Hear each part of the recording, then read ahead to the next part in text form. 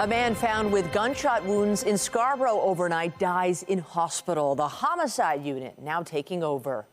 Good afternoon. The man died following a shooting early this morning. The shots were fired near Eglinton Avenue and Markham Road in Scarborough. CTV's Janice Golding is at the scene and joins us live with the latest. Janice. Hi, Natalie. Despite the fact they have very little information about what actually transpired here, I can tell you that residents in the Scarborough Village community are telling us that they are very alarmed about the shooting. Now, we're going to show you some video, police tape encircling the intersection here at Markham and Eglinton overnight, evidence markers littering the street. This is the scene where a man was fatally shot early this morning. Now, police say the gunfire rang out at around 12:15 a.m. and when officers arrived on scene, they found a man with multiple gunshot wounds. Emergency responders performed life-saving measures, and the victim was rushed to hospital by emergency run, but he would later die in hospital. Police were supposed to have held a news conference with more details about this case this morning, but it was canceled without explanation. At this time, we don't know who the victim is, how he came to be shot, or who the suspect or suspects were. But we do have reaction from area residents, and we will share those with you now. It's scary, and sometimes, you have to wonder when you leave your house if you're going to get a chance to go home back. You just have to live with God and just... Sometimes you can't be too careful because things do happen, but it's a bit scary. I feel so shocked and sad. I can never walk out at night.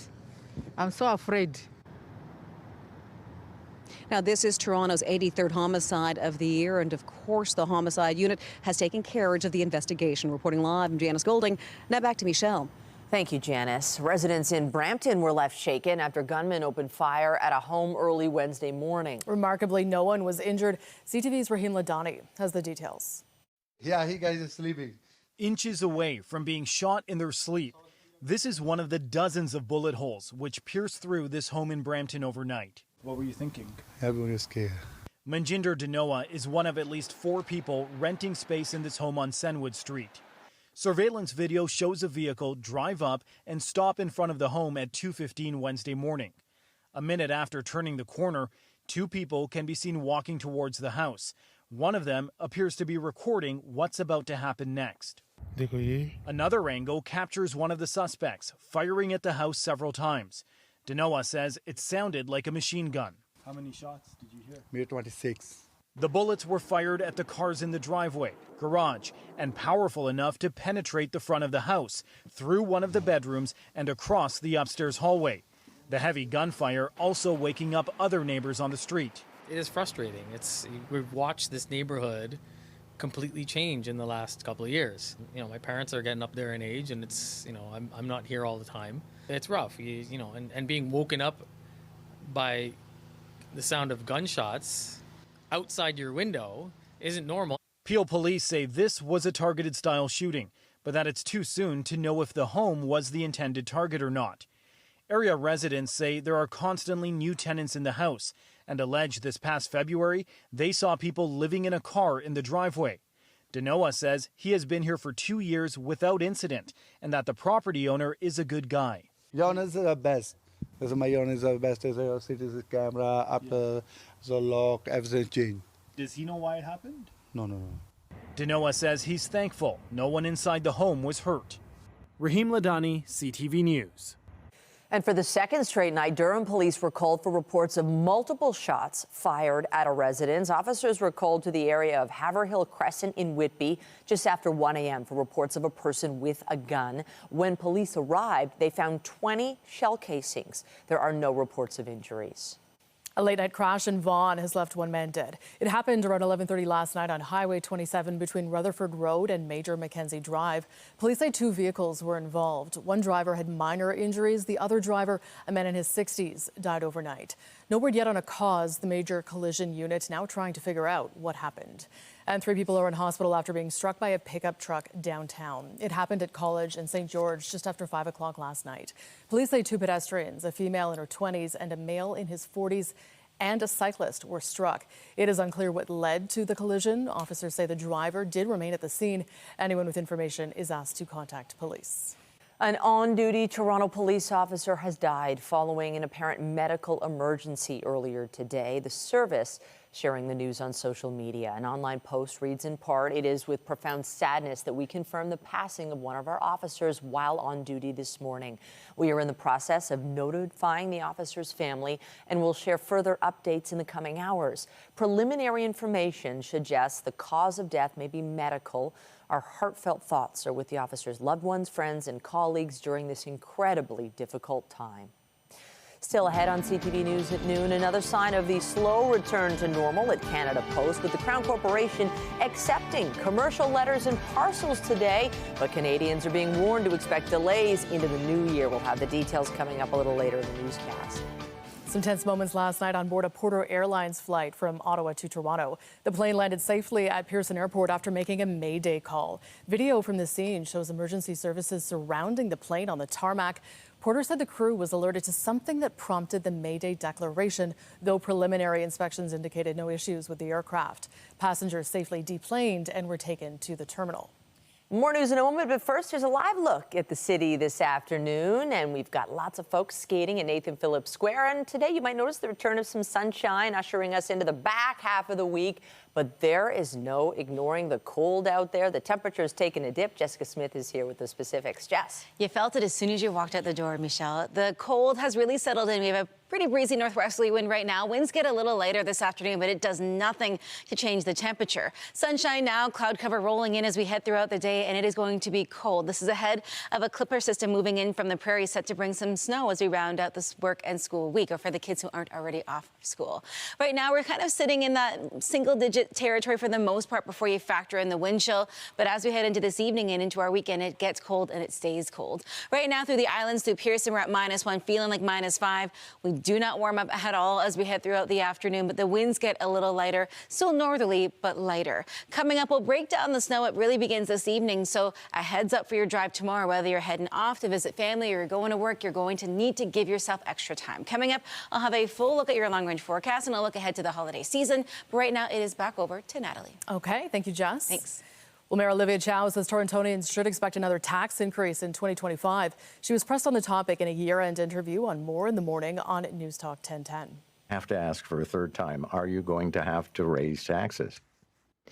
Well, because of inflationary increase, we have to be able to pay the police and the TDC. Right. I'm Is that a yes, but I don't have a figure? The service, I don't have a figure. Okay. Yeah, just it'll be in mid-January, you'll know. We have to pay for services. If not, we just borrow money. That's not who I am. No, we pay for what we have to do. And we inherited, as you know, John, last year, $1.8 billion. Because of the New Deal, we're climbing out of the budget hole, but we still are not completely out yet, right? Okay. So we have to get better investment from both the federal and the provincial government, and we're very thankful for both all of those in supporting the city. Next year's tax hike will follow the historic increase of 9.5% in 2024.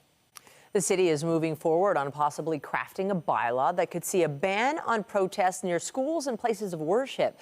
Councillors voted to ask staff to report back early next year on a possible bylaw that would prevent demonstrations near schools, hospitals, religious sites, and libraries. Vaughan already has a similar bylaw on their books, but there is the possibility of the courts ruling it unconstitutional. It appears Canadian efforts to placate the incoming U.S. president are not working. Hours after Ottawa unveiled a new $1 billion-plus border plan to help stave off Donald Trump's tariff threat, Trump repeated his taunt of wanting to take over Canada. CTV's Adrian Gobriel has the latest. True North strong and American. If President-elect Donald Trump had his way, perhaps. Hell no. From British Columbia, Canada is an independent and very proud country. Alberta, I don't love it, and I don't think it's a funny joke. to Northern Ontario. And as a Canadian, I would like to see us all stick together. We found no shortage of seething Canadians seeing red following Trump's reference to Canada as America's 51st state. To turn around and just disrespect us like that, I just find it pretty disgusting. It all started at a surprise dinner between Trump and Prime Minister Trudeau at Mar-a-Lago over U.S. Thanksgiving, when it's alleged that Trump first mused with Trudeau that Canada should join the U.S. if it doesn't want to face tariffs. Breaking news, Trudeau and Trump don't get along well, and it started in Charleroi in the G7 meeting. That was in 2018, and now the president-elect seems to have no issue repeatedly putting Canada on the hot seat. Trump posted on Truth Social, many Canadians want Canada to become the 51st state.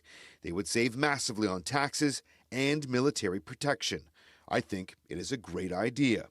We did find some Canadians open to entertaining the notion. He's no dummy, and so let's see what he has to say. In response, Alberta Premier Danielle Smith chimed in, pointing out the strengths of the two nations working in lockstep while remaining separate, saying in part, "I believe we have two of the greatest countries on earth. We have fought and bled together in many wars and built an incredible alliance and partnership." Though as Trump stirs the political pot, it's left Canadians guessing what he has on the menu. We have to be living in a dystopian time right now for this to be even a conversation, to be honest. There are those who believe it's dangerous to frame the president-elect's comments as a joke. Now, here at Canada's historic Fort York, walls similar to this one beside me were built back during the War of 1812 to keep the U.S. out. For those who are fantasizing about Trump's pitch, perhaps a history lesson here would be helpful. Adrian Gobriel, CTV News, Toronto. In the U.S., the man accused of killing United Healthcare CEO Brian Thompson is being returned to New York to face charges. Luigi Mangione waived his right to an extradition hearing during a court appearance in Pennsylvania today. That is where he was arrested last week after 5 days on the run. Mangione has been charged in New York with murder as an act of terrorism. He could face life in prison without parole if convicted and could appear in New York State Court for arraignment this afternoon or tomorrow. A warning that some of the details in this next story are disturbing. A French court has found a man guilty of repeatedly drugging and sexually assaulting his wife for almost a decade and inviting dozens of other men to also rape her. Giselle Pellicot expressed her support for other victims of sexual violence following today's verdict in the southern city of Avignon. In addition to her former husband, Dominique, 50 other men were also found guilty. The prison sentences range from 3 to 20 years. The trial shocked France and has galvanized women to demand a change in the way the country approaches gender-based violence. They were able to do so because of Pellicot's decision to waive her anonymity to make the trial public, an act many have called heroic. Canada Post has started accepting new mail today, but only for delivery within Canada as it ramps up operations. Customers are still being told mail and packages will be processed on a first-in, first-out basis. Delivery delays are expected into January. People are also being warned to expect lineups and delays at drop-off locations. Canada Post will start taking international mail on Monday. And for more on this, I'm joined now by CTV's Scott Hurst. Scott, looking for an update this morning.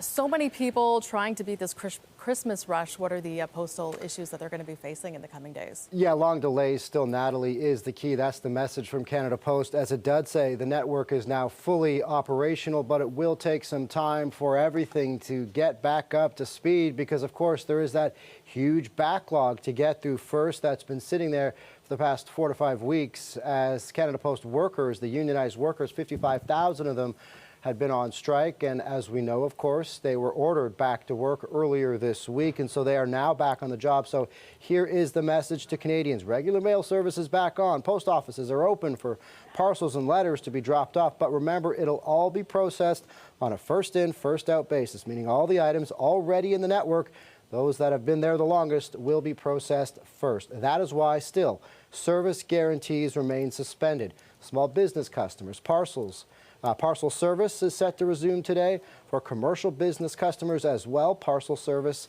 will be accepted and scheduled parcel pickup will resume today. However, this is all for mail within Canada. Not the same for international mail and parcels at this time. They will not be accepted until December 23rd. Here's more from a Canada Post union representative on what it's like for the unionized members to get back to work. There's now pressure to get everything out before Christmas, and carriers are happy to get the mail out, but not under these circumstances. So a lot of work ahead for those 55,000 workers now back on the job, and the message from Canada Post is patience over the next days and weeks as you can expect ongoing delivery delays through the rest of this year, Natalie, and into early January as well. Okay, and Scott, let's talk letters to Santa. What is the situation there? Will they make it to the North Pole in time for Christmas? Of course, this is a big topic for parents with young kids. I myself am in that category. My daughter writing her first letter to Santa this year. So here's the message from Canada Post. Of course, all those letters have that unique postal code, HOH-OHO. This allows scanners to make sure that those are found and allows postal workers to get those letters to the North Pole. So Canada Post is saying all letters will make it to the North Pole by Christmas Eve. Although Santa this year won't have time to respond to all the letters, kids can be assured he will read them in time. So that is some bit of good news for the kids out there. Christmas miracle. Okay, thank you, Scott. Thanks, Natalie. Sources have confirmed to CTV News the Prime Minister will shuffle his cabinet on Friday morning. The extent of this shuffle remains to be seen, but there are a number of vacancies to fill as several ministers have either left their cabinet positions or they've declared they're not seeking re-election. The changes come amid turmoil for the Trudeau government after the surprise resignation of Finance Minister Chrystia Freeland. Meanwhile, Canadians are watching and waiting for the Prime Minister's public response amid growing calls within the party for him to step aside. Today, one of his closest allies spoke about the current turmoil. That's a view they're expressing. The Prime Minister listened carefully when that view was expressed to him. Colleagues did what is the appropriate thing. They, in a caucus meeting, expressed those views directly to the Prime Minister himself. He listened. He, in some cases, responded to specific things that were raised, and he said he would reflect carefully on what he's heard. That's how the process works. That's the way these things are decided, and I'm confident that the government will remain focused on the work that Canadians want us to focus on. Trudeau told an emergency caucus meeting Monday evening that he would reflect on what he's being told. Well, with Christmas fast approaching, a local animal shelter is helping some large pups get in the holiday spirit. This is all part of a campaign to help get an often overlooked group of dogs their forever home. CTV's Mike Walker is live with more from the festive event. I can hear the dogs already, Mike. Yes, that's right. We're talking about larger dogs that weigh at least 50 pounds, kind of like my friend S'mores the Husky over here. There are more than 20 of these larger dogs currently up for adoption, and with the shelters full, Toronto Animal Services has launched a campaign to help find these big dogs with big hearts a forever home. Now, Animal Services says dogs like Huskies, German Shepherds, and American Bulldogs can spend 60% more time in shelters than smaller dogs. That means that could be months, even a year before they are adopted. They say when they can't get these larger dogs adopted, it impacts their ability to take on other animals that require their care. So today at the shelter, the dogs were given some gifts and had their pictures taken to help spread the word on social media in the hopes of finding these larger pooches forever homes by the holidays. Animal Services is temporarily waiving the adoption fees for dogs that weigh 50 pounds or more. With larger dogs, it can be intimidating for some people. They may think that their space isn't big enough, or maybe they don't have enough time in their lifestyle to take them out and give them the exercise that they need. They stay in shelters like 1.5 times longer, 60% longer than other dogs of smaller sizes, and other animals in general. And we just really wanted to shine a spotlight on them because, you know, they're just as adoptable and just as wonderful as family members as any of the other animals. Now, since launching this campaign just a few weeks ago, Animal Services tells us that they found homes for about 13 dogs in just the past 10 days. Now, this campaign with the waived adoption fees will run until Christmas Eve. Reporting live, I'm Mike Walker. Jessica, back to you. Thanks, Mike. I love any story about dogs. Well, maybe a day if you walk the dog, you'll need a jacket for them and for you, and maybe the boots. It's a little bit chilly out there as we step in towards the end of the week, ushering in some significantly cooler air. This afternoon will sit around -1. It'll feel like -5 with a light northerly wind. But as we head through the overnight and into the day tomorrow, it gets colder and we are watching for snow. Coming up, I'll have a full look at your long-range forecast. We'll break down this wintry event as we wrap up the work and school week. All those details after the break.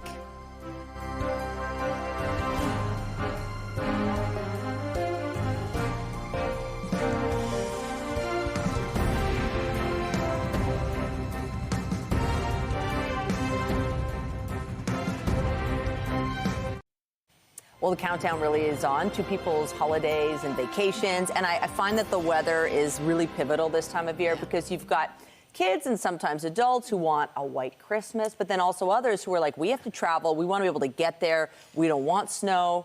So it's going to be interesting to see what we get. Yeah, it's the last day of school for a lot of the kids tomorrow. So remember, don't leave the snow pants in the cubby at the school. You're going to need them over the holidays. Yes, Yeah. you're going to need them. Don't leave anything at school. But we are watching for a system tonight, so you're going to need those snow pants tomorrow. So if maybe you're getting out early to get some of that winter activity stuff in, or you're traveling, it is a busy travel weekend. We are looking at a system rolling in tonight, just in time for that kind of early commute tomorrow. So give yourself extra time, or if you can travel in the evening, a lot of the snow will taper off. Weather is brought to you by the Presler Law Firm. Injury lawyers you don't pay unless they win. Now, not a bad start to the day. We saw a little sunshine out there, but as you turn the chopper camera just off to the west, you can see the snow squalls starting to make their way in. It looks cool when you're not impacted by it and when you're watching it from afar, but the closer we get to this evening and into the start of the day tomorrow, that will be impacting us here in the GTA. So again, it is an extremely busy travel weekend. Give yourself that extra time tomorrow, really, no matter where you're traveling across southern Ontario. Temperature-wise, it is noticeably cooler. Today we're at -1. It feels like -5, and we have a more northerly flow to the wind, so you just feel that chill. It was kind of that damp feeling earlier in the week, and now it's just straight up cold. As we head in towards northern Ontario, again, a lot of folks traveling. The further north you go, the colder it is. It is December, after all, and the winter solstice begins on Saturday, so we're not out of the realm of it being a chilly time of year, but we are dipping well below seasonal. Into your afternoon, really no change from the temperature we have right now. Watching for some flurries to trickle in towards that southwestern corner, and then eventually it goes right across the Great Lakes, bringing a pretty significant amount of snow to parts of southern Ontario. For us here in the GTA, tonight is where it really begins. As we get past midnight, we drop down to -5, but it feels like -11, and those double-digit wind chills are there, and then some for almost everybody across southern Ontario.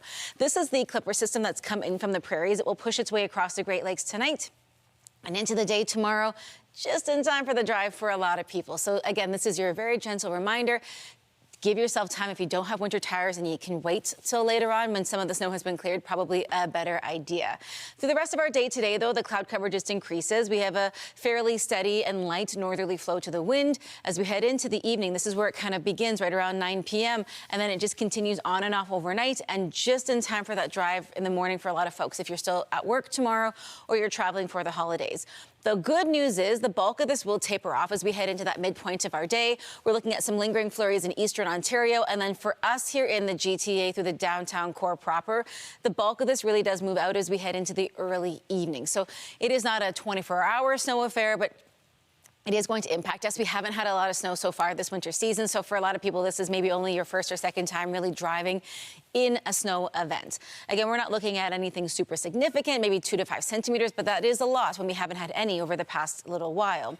We get into our Saturday, the snow is gone, the cold remains, and as we kick off the official start to the winter season, it is going to be absolutely freezing. We're looking at wind chill values in that -25 range.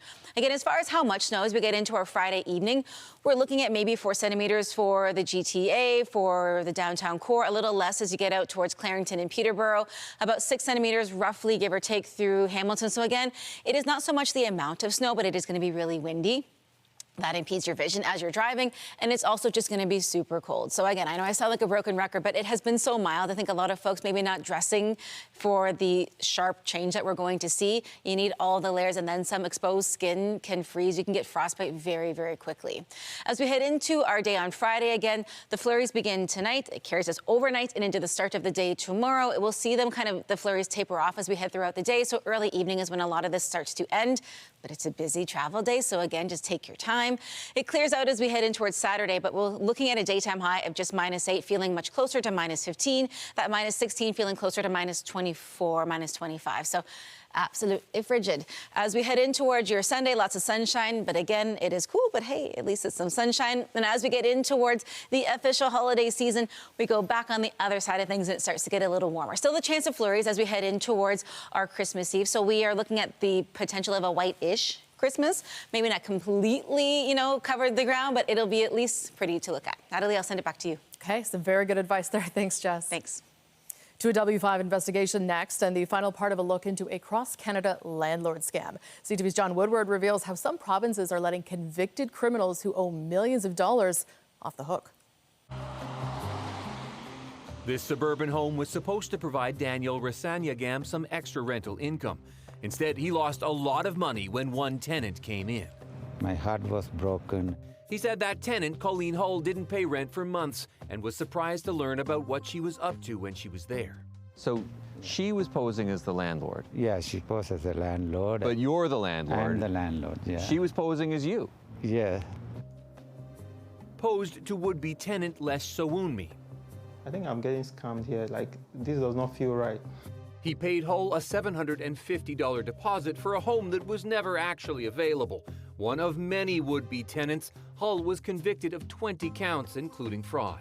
One thing the judge ordered, restitution, meaning that Hull was supposed to pay back the money she took, including to Sowunmi.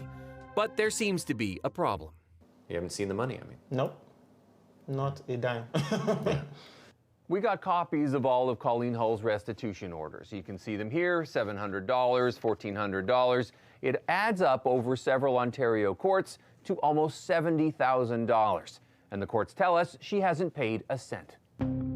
It's not just Hull, it's a problem right across the country. For example, Vancouver care aide Anna Shamdal, who defrauded the elderly, still owes about $63,000. Edmonton area fraudster Marie-Louise Laframboise owes more than $1.2 million, nothing paid. North of Toronto, romance scammer Celine Damji has paid nothing of a $767,000 restitution order. They're big numbers, and they certainly make a difference to survivors. Dr. Benjamin Roebuck is the federal ombudsperson for victims of crime. His office has called out a patchwork system of collections that sometimes leaves it up to the victim to go to civil court. I think victims and survivors who aren't being paid are asking why there isn't a mechanism to follow up, and why it's not being tracked, and why it's not being enforced, and why it's left up to them to try and contact the person who harmed them. We called all the provinces and territories to understand the national picture. Only 4 provinces and 1 territory told us they fully track restitution payments. 4 partially track the orders or payments, and 4 said they don't track at all. Of the provinces that did track the money, the proportion of orders that were paid were as high as 71% in Saskatchewan and as low as 8% in Nova Scotia. Of about $255 million in restitution ordered across Canada in the last 5 years, only about $7 million has been confirmed to have been repaid. The highest dollar value in Ontario at $213 million. The province couldn't say how much has been paid. It's one of a majority of provinces that say if victims want to enforce these judgments, they have to go to civil court themselves. We asked Ontario's Solicitor General if those victims could use some help. Would you consider using your ministry to help victims of crime get some of the money they're owed? We are doing everything that we can to work with our stakeholders and with our partners across the ministries to make sure that, we are there to support victims of crime. If you're taking it that seriously, doesn't it bother you that if someone's a victim of crime from a fraud and a judge orders restitution payment to them, the fraudster just decides to scam the courts again and refuse to pay? I'll be happy to discuss with my colleague, the AG. Sowunmi says he's long since given up on getting the money. I'll be surprised if I ever see it. In a sense, let down by a convicted fraudster and the justice system, too. And in a special follow-up tonight, John Woodward takes a look at what one province is doing to pay victims back and what it means for the rest of Canada. That story will air tonight on CTV National News. Coming up, with Christmas less than a week away, the Peel Children's Aid Society is hoping the community will come through to help stock empty donation shelves this season. That and more when we return.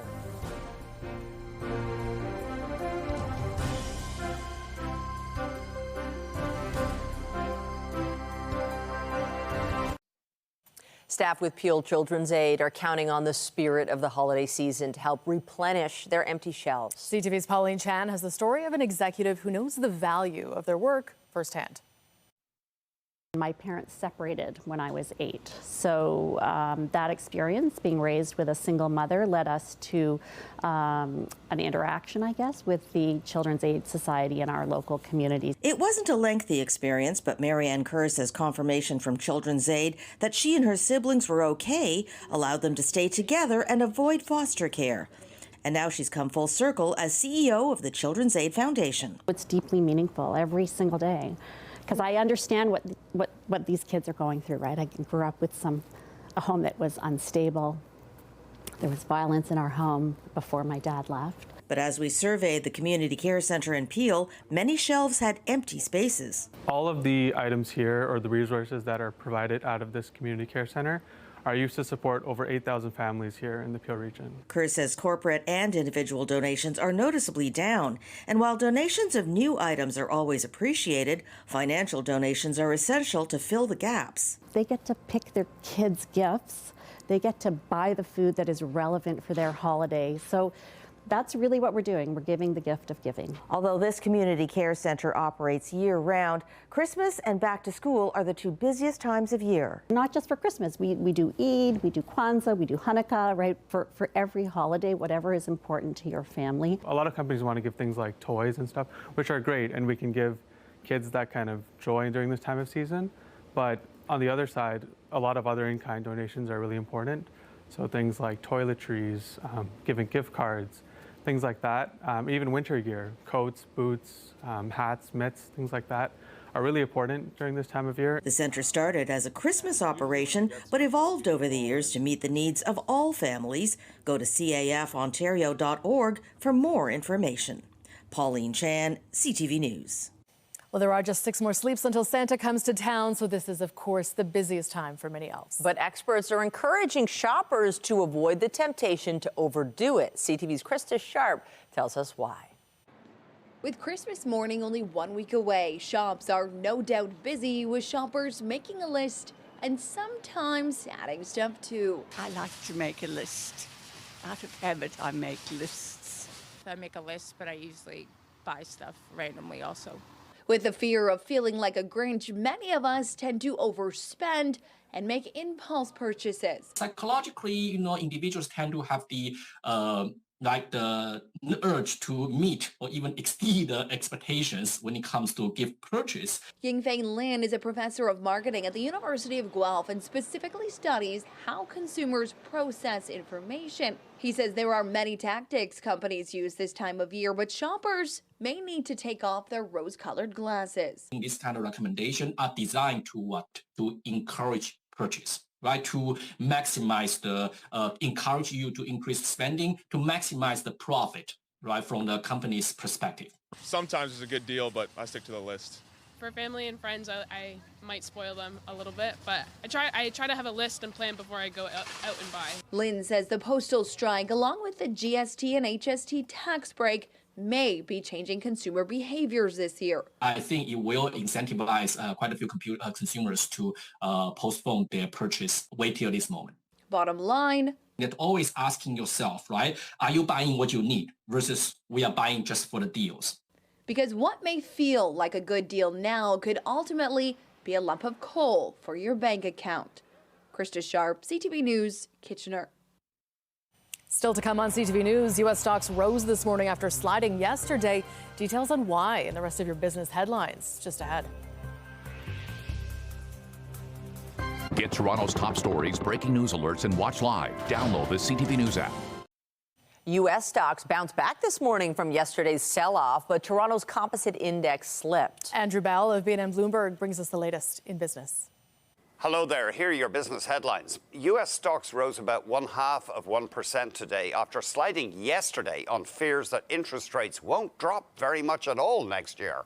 The Federal Reserve cut borrowing costs again yesterday, but officials now see it taking much longer for inflation to reach their 2% target. Toronto stocks slipped as heavyweight Shopify declined. The Canadian dollar, which has been trading near 4-year lows against its U.S. counterpart, rallied a little to trade above 69.6 U.S. cents this morning.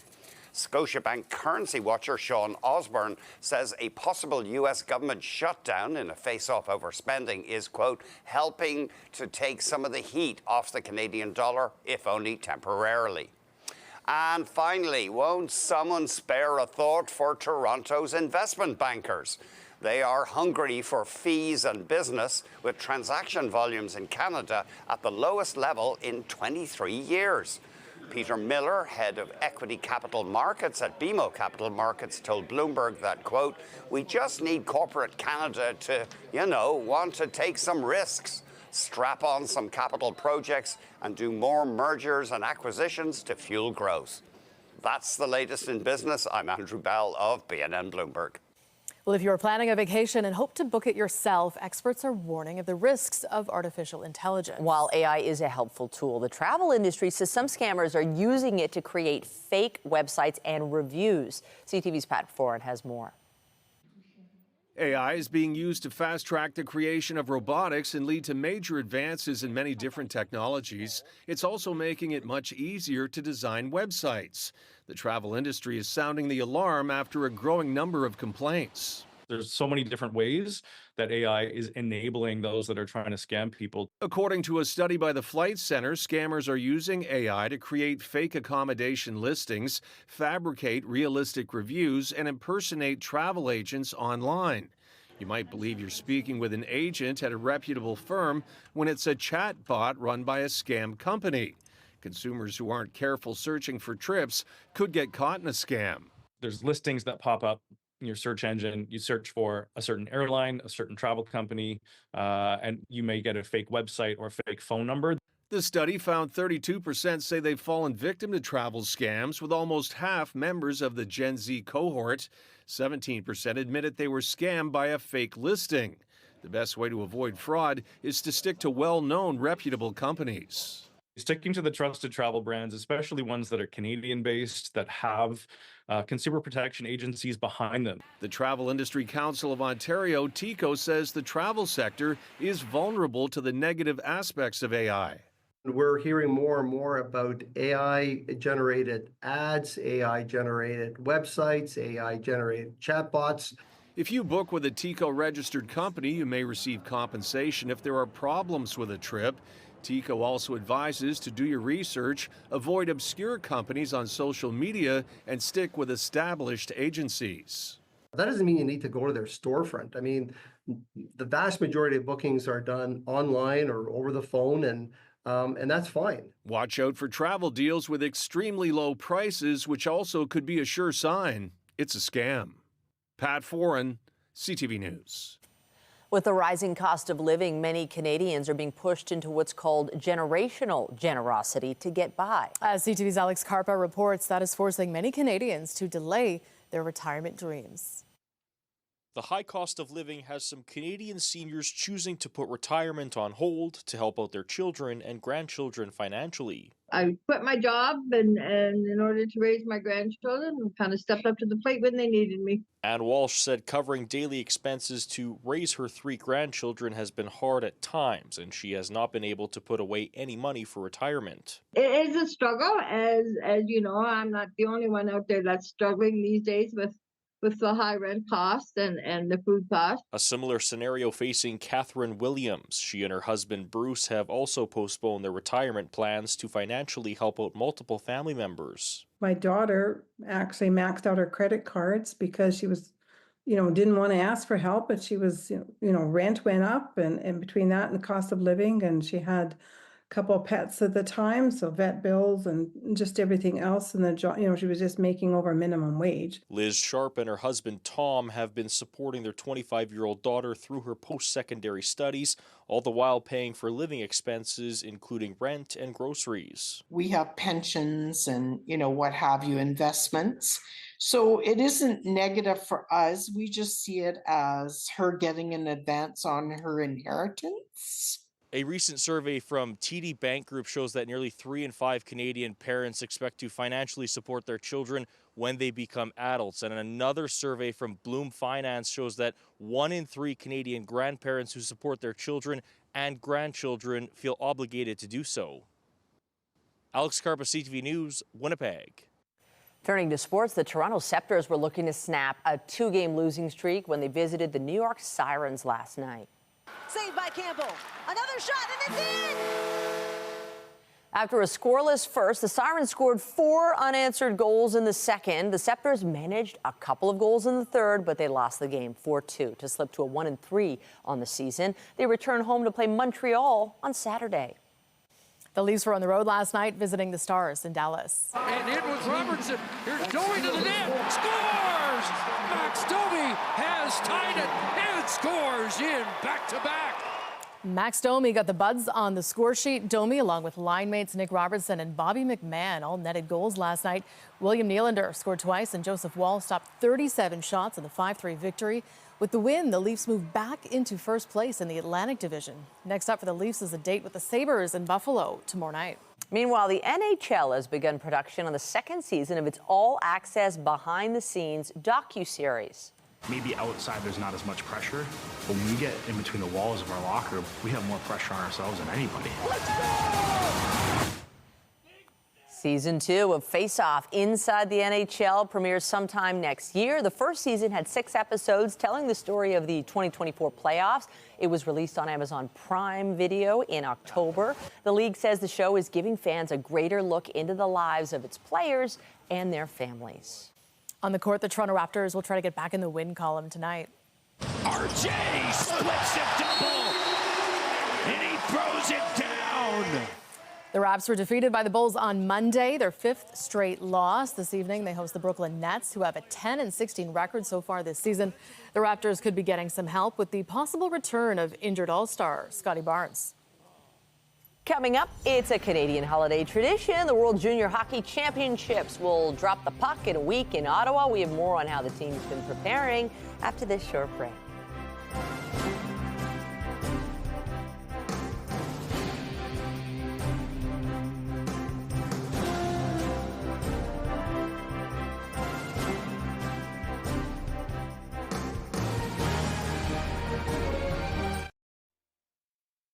The World Juniors begins in Ottawa 1 week from today. Canada's best young hockey players are getting plenty of practice, spending the past few days at a training camp at CFB Petawawa. CTV's Dylan has the story.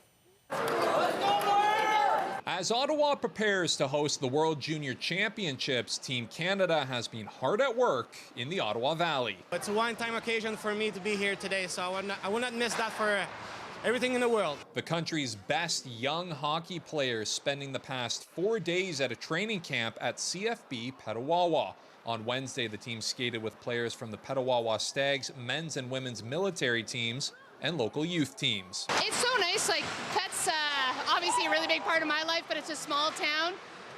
We don't get opportunities like this very often, so to come out to see what we do, to go flying with our squadron yesterday and to do all the activities with the base is awesome. And then to play with, be on the bench with them has just been a blast so far. It's like a once-in-a-lifetime chance for him, for our family, for Petawawa.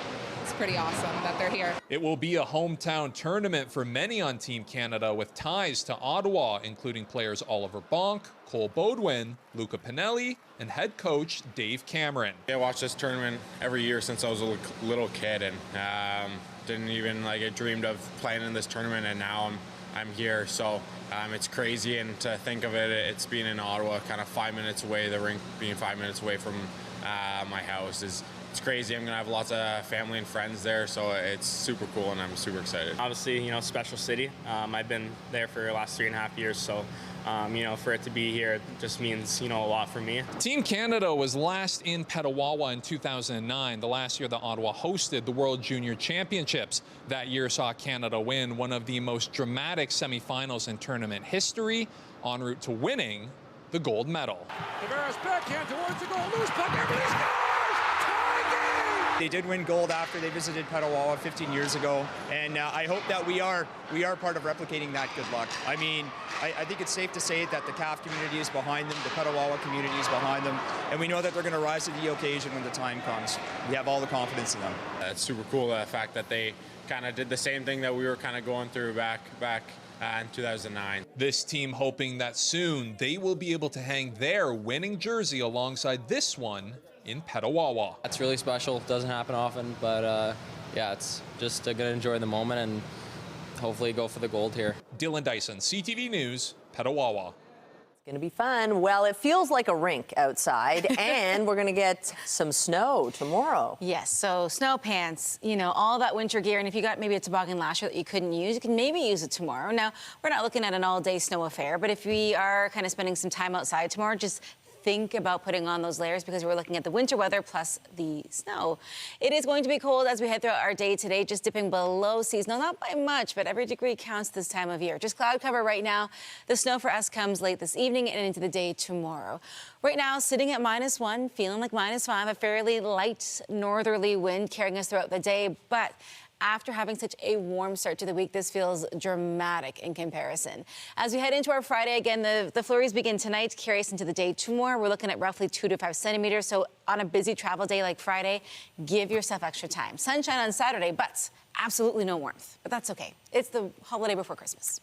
Very good. Thank you, Jess. And that is CTV's News at noon. Remember, you can get Toronto's breaking news all day long on CB24 and on our website, ctvnewstoronto.ca. For Jessica Smith and all of us here at CTV News, have a pleasant afternoon. I'm Michelle Dubé. And I'm Natalie Johnson. Be sure to join us later tonight for CTV News at 5 and 6 o'clock.